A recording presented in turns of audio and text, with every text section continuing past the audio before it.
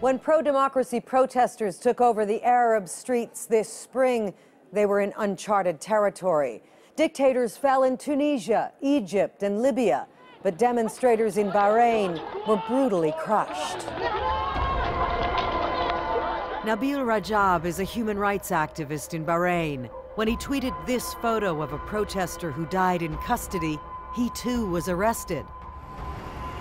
But one organization had his back: the International Freedom of Expression Exchange, or IFEX. We wrote a letter on behalf of IFEX to the authorities in Bahrain saying, we know what you're doing, we fear for his life, and we ask you to please desist and respect his human rights. And basically saying, the world is watching. You can't continue to do this under the cover of darkness. People will try and hold you accountable. It worked brilliantly. Nabil was freed and his travel ban lifted. IFEX was created in 1992 when a group of human rights and journalist organizations from all around the globe decided to create a central information office. It would coordinate their efforts in alerting the world to violations of freedom of expression. CJFE, Canadian Journalists for Free Expression, was at that table.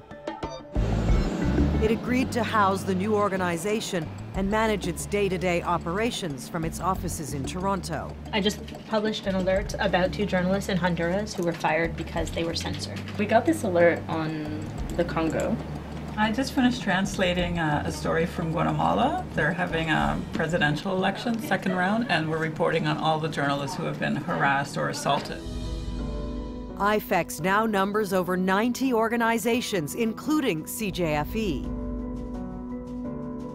Impunity, the freedom to kill and torture and get away with it, is its #1 concern. Yesterday, IFEX launched its inaugural campaign to end impunity. November 23rd marks the anniversary of one of the deadliest attacks on journalists. 32 reporters covering an election in the Philippines in 2009 were murdered. No one has ever been brought to justice. Being a journalist and being killed isn't part of what they sign up to do. The work of journalism is critical to the public interest, and the fact that they're being killed and there's no follow-up is terrifying. But it's not just journalists murdered overseas who are honored in the campaign. One Canadian is there too. Tara Singh Hire was working on the Air India story when he was gunned down in British Columbia 13 years ago. His assassins still walk free. It could be any journalist, and I think that's the message that it gives, that it doesn't just happen in Mexico, it doesn't just happen in Pakistan, it can happen here.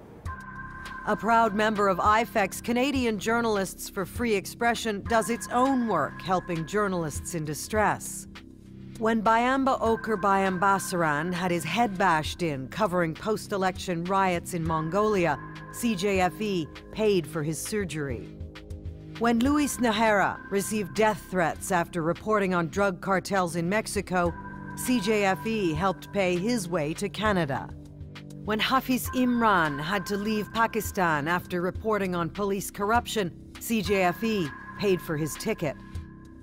And when Aaron Berhani fled Eritrea 10 years ago, CJFE helped his family join him in Canada. For over 30 years, Canadian Journalists for Free Expression has been on the front line, promoting and defending free expression, a right we too often take for granted. Your presence here tonight is proof that CJFE does not stand alone.